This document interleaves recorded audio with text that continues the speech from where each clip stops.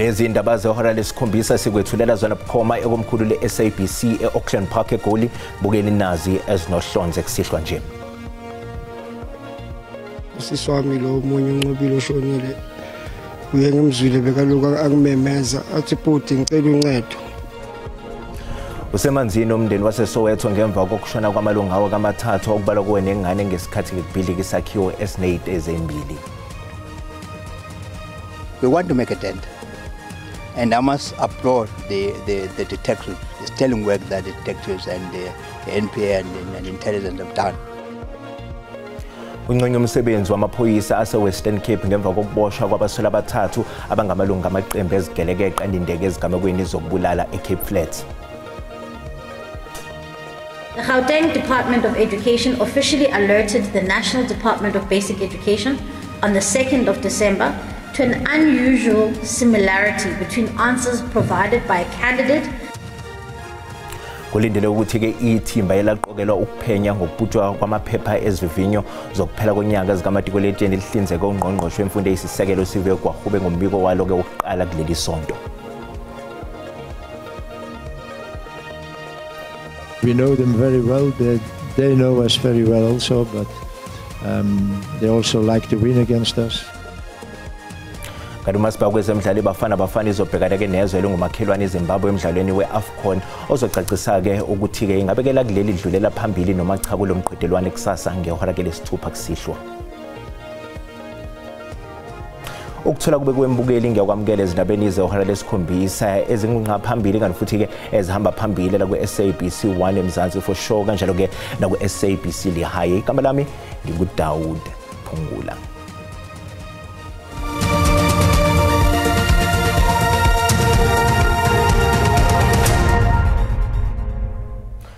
Kushona abantu kabathathu ngemva kokubhidla kwesakhiwo esinezitezi ezimbili eDornkop eSoweto ngentathakusa namhlanje phakathi kwabashonile khona ke ingane nonyaka nezinyanga eziyishagalombili ubudala kanti ke abanye abathathu ke abebevaleleke emfucuzeni badakuliwe ke baphuthunyiswa esibhedlela eChris Hani Baragwanath khona eSoweto. Owesilisa ubelele kwelinye igumbi uthi kube lukhuni ukutakula amalungu omndeni wakhe emva kokubhidlika komuzi wabo entathakusa yanamhlanje. Uthi uvuswe ukuqhuma kwesililo abantu bedinga usizo. Usisi wami lo omunye uNcobile oshonile uye ngimzwile bekaloku akumemeza athi bhuti ngicela uncedo. Bhuti mangiphuma ngithola idust lana ngiwani and then ngazama khona ngezwe umsindo lapha ngazama ukuthi ngakhipha ingane encane ena 4 years ngakhipha nenye intombazana futhi na 22. Indodakazi yowesifazane oshonile kulesigameko ithi ayikholwa ukuthi izongena onyakeni omusha ngaphandle kukanina. Gogo bekumlo usebenzela umphakathi alright ngathi nje sinyalelwe kakhulu. Silinyala angikwazi nginawo namagama okusho ukuthi silinyalelwe kanganani kangangokuba ukuthi labantwana kwamanje sizokwenza kanjani from now sizokwenza kanjani abadlile since kusukela ebusuku bagcina izolo abadlile. Umndeni asindile aphuthunyiswe esibhedlela.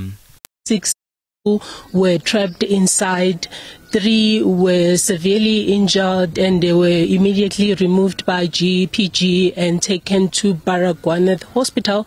Unfortunately, 3 succumbed to injuries and were declared deceased on scene. Umndeni unxusa umphakathi ukuthi uphonse itshe esivivaneni ukuze ufihle abathandiweyo babo. Abakwasidlodlo eKapa ababophe abasola kabathathu abathinteke emacaleni okubulala nokuzama ke ukubulala eCape Flats.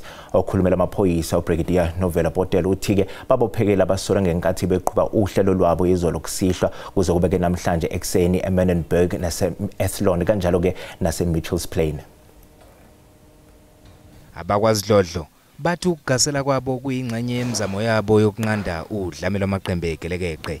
Ukwengezwa kwawo amaphoyisa kuhloswe ngakho uqikelela ukuthi ziqaphiwe indawo ezaziwa kakhulu ngobugebengu okubala kuze Athlone, Mitchells Plain kanye nezinye. We want to make a dent, And I must applaud the detectives, the sterling work that the detectives and the NPA and intelligence have done. Isigameko sakamuva ngesalabo ababoshelwe ukuthinteka kokwenzeka ngaphandle kwenkantolo emantshi ase-Athlone mhla zintathu kwephezulu nokuyilapho kwadutshulwa kwabulawa khona umuntu.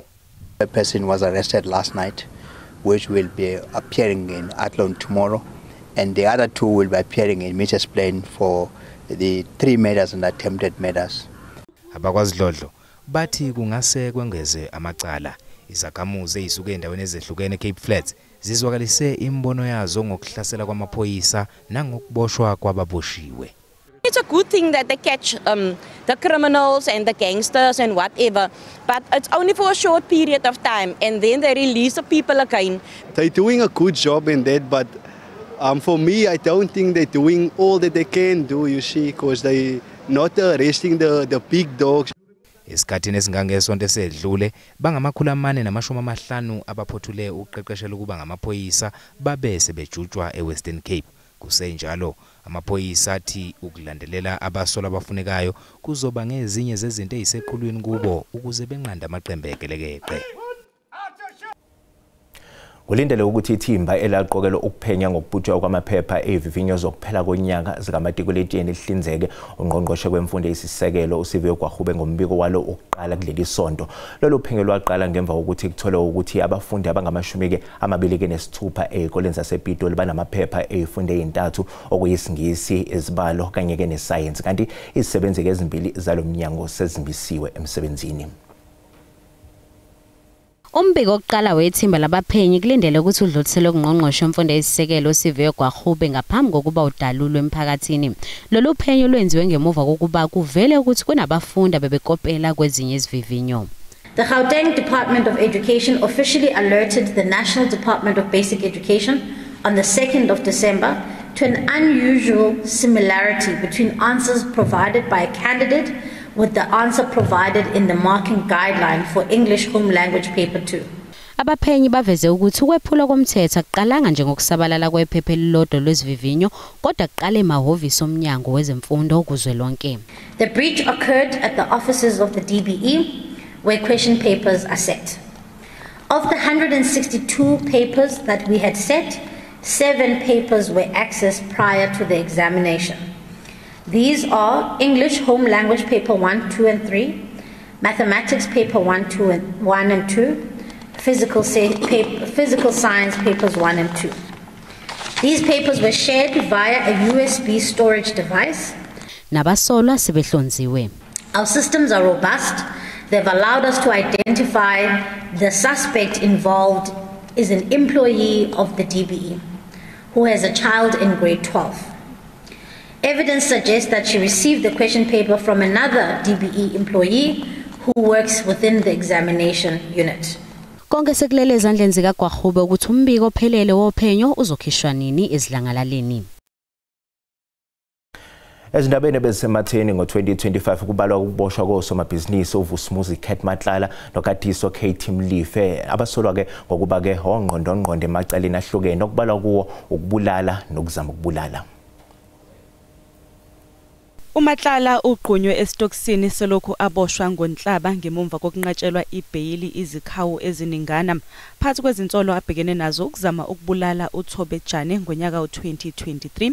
Abashoshisi bathamacala abekwe wona uMatlala akhomba ngokusobala ukuthi unezinsiza ezanele zokuxambukela nokuphazamisa uphenyo oluqhubekayo ngaye nasolwa nabo, kanti akukho kungabaza ukuthi uMatlala uma ethola le bhayili uzoshaya achithe afulathele elakuleli. If the evidence the court finds, the applicant has failed to demonstrate that he does not pose a flight risk. The applicant has failed to dispel the risk of interference with state witnesses and obstruction of justice. uMatlala usolwa ngokuthinteka emaceleni angaphezulu kwama-25 okukhona kuwo necala lokubulala aphinda bengungqondongqondo ekuzameni ukubulala umculi odume ngelika DJ Vetis kanye nosomabhizinisi uJosi Banyoni ngonyaka u2022. The charges are 11 counts of attempted murder, 3 of conspiracy to commit murder, 3 of possession of prohibited firearms. Omunye obephuma ingena ezinkantolo ngemumva kokuboshwa kwakhe ngoNtulikazi. Umbuso uthi unobufakazi bokuthi wakhokhela uShasbam wabadubula uDJ Somebody nonogada bakhe ababili ngonyaka u2022 baphinde athinteke emacaleni okushushumbisa izidakamizwa. There are a number of very concerning aspects, not only linking the applicant to the crimes, but also regarding his circle of influence and capabilities. Kepha uMolefe wasidlulisa lesi sinqumo sokunqatshelwa ibhayili kanti kuyimanje ungaphandle ngebhayili. uMatlala yena kulindele ukuthi abuyele enkantolo ephakeme yaseGoli ngenyanga ezayo ukuze kuqulwe icala lakhe. Icala likaMolefe lizobuyela enkantolo ngoNhlolanja.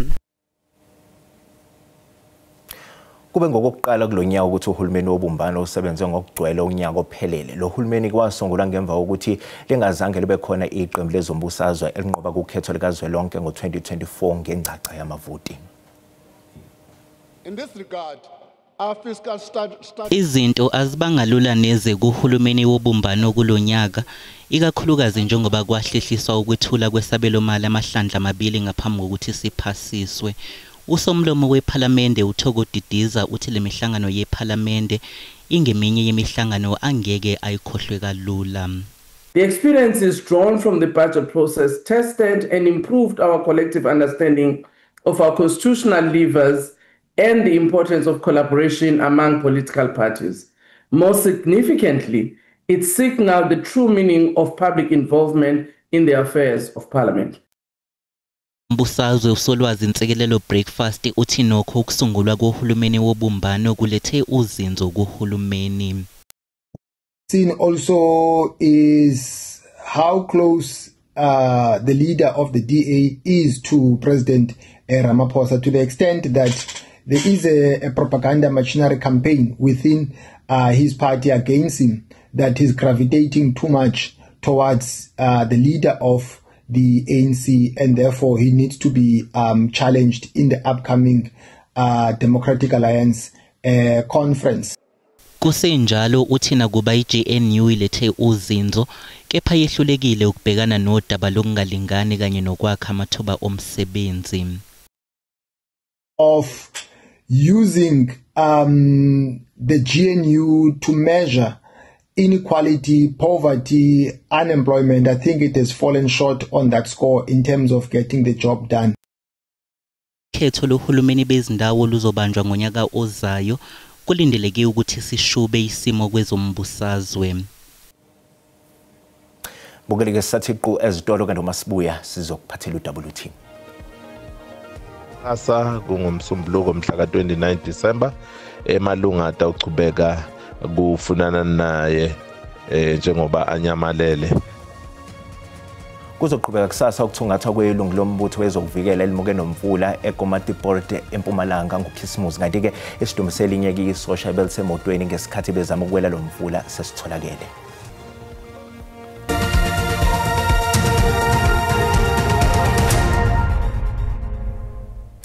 Bokela sekubingelele sekwamukela uma ngabe usanda ngena, asikukhumbuze ukuthi ke lezi indaba ziyatholakala ku YouTube na ku SABC Plus.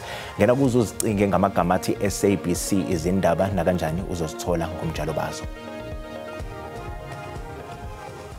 Inhlangano yabalimi kuleli iAfasa ithi ke abalimi bebalentsundo eindaweni zasemakhaya esifundazweni kwaZulu Natal bayaqhubeka nokuhlaselwa ke izigebengu njengoba kunzima nje kwabakazidlodlo kuba babhekane ke nenkinga yokwebiwa kwemfuyo, lokho kulandela ukubulawa ke kukasihlalo walenhlangano uMbongeni Isikhakhane emzini wakhe eMgungundlovu. Ezomaye memeza ebuza ukuthi yini manje kwenzalani bephuma la kanti umuntu vele usela Kwantwala umkhakha wezolimo njengoba kubulawe uMbongeni Isikhakhane. Abalisa abahlanu bagasele emzini wakhe bafuna imali endodakazini yakhe ngaphambi kokuba bamdubule. Emva kokuba sebembulele babese bentshontshe esitolo sakhe sotshwala esiseduze nomuzi wakhe. Labasolwa babaleke ngemoto yakhe ebeyisitholakala ishiwe yodwa ekhambeni kwesikhathi. Umndeni wakhe kanye nomphakathi basakhungathekile. The next minute I heard a gunshot next to me. I was like, Lord, what's happening? And then next thing they were tapping the gun on top of the table saying, give us the keys, give us the keys. Then me sitting or lying under the counter, one thing was running in my mind saying I should call Dad, I am in trouble. I phoned him many times, he didn't even answer. That was the first time when I called my dad and he actually didn't answer his phone. Usihlalo weAfasa KwaZulu-Natal umncome kakhulu ngomsebenzi wokuthuthukisa nokufukula abalimi abasafufusa. Government is doing nothing about the crime that happened in the rural areas, because most of us were planting, were farming in the rural areas. IAfasa ithi abalimi bayaqhubeka nokuhlaselwa nokwebelwa imfuyo nokuyinto ekhahlameza umkhakha wabo. We've been talking about this for a long time, because what we saw now, they're not even selling our cows, but they're slaughtering, they're selling to uncontrolled shisanyamas. Umndeni usunxusa abakwaDlodlo kuba bathola ababulali usikhakhane kulindeleke ukuba bekwendlini yakhe yokugcina ngempela sonto ezayo.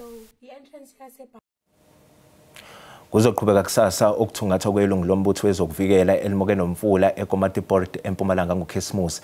Isidumbu kweselinyiso shabel semotweni ngesikhathi bezama ukwela ke lo mfula sesitholakele.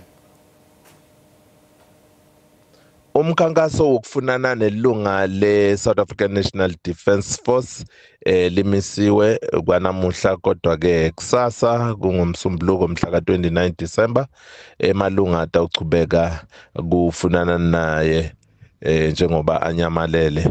Siyathemba ukuthi ke sitawuphumelela sisachubeka nokufunana naye. Zingaphezu kwama-50 izithandane ezibopha ke ifindo likaSofa Silahlane namuhla emshadweni omkhulu ekomkhulu lebandla i-International Pentecost Holiness Church entshonalanga yeGoli. Njwango phakathi namuhla esontweni i-International Pentecostal Holiness Church eZupacom entshonalanga yeGoli. Singaphezulu kwama-50 izithandane beziyingxenye yomshado omkhulu kuleli sonto obanjwa kathathu ngonyaka selokhu lasungulwa ngonyaka u-1962. So happy, excited on the journey that we're about to take with my better half. We're looking forward to a great future ahead of us. It feels so excited, you know, as you start a journey where you'll be living with someone, you know, for the rest of your life. Unlike, you know, when you used to be single, living alone, sometimes it's overwhelming as well, but it feels great. It's a big step that we're actually taking. Leli bandla lingamanye ambalwa akhuthaza amadoda ashadile akwazi ukuthatha amakhosikazi angaphezulu kwamabili noma ngaphezulu kwamathathu. Liphinde labasematheni ngomholi wohlangothi lwalo uMike Sandlana onqatshelwe ibheyili ngomsombuluko njengoba ebhekene noxhaxha lwamacala okubalwa kuwe inkohlakalo kanye nokushintshiselana ngemali ngokungemthetho. Njengoba 2025 usuya ngasemaphethelweni, abazalwane bebandla iMethodist Centenary eKimberley babuthaneke enkonzweni njengoba namhlanje kuyisonto lokugcina onyakeni, kanti ke lesi kube isikhathi ke sokubonga naphezulu kweyinselele kabahlangabezane nazo kulonyaka.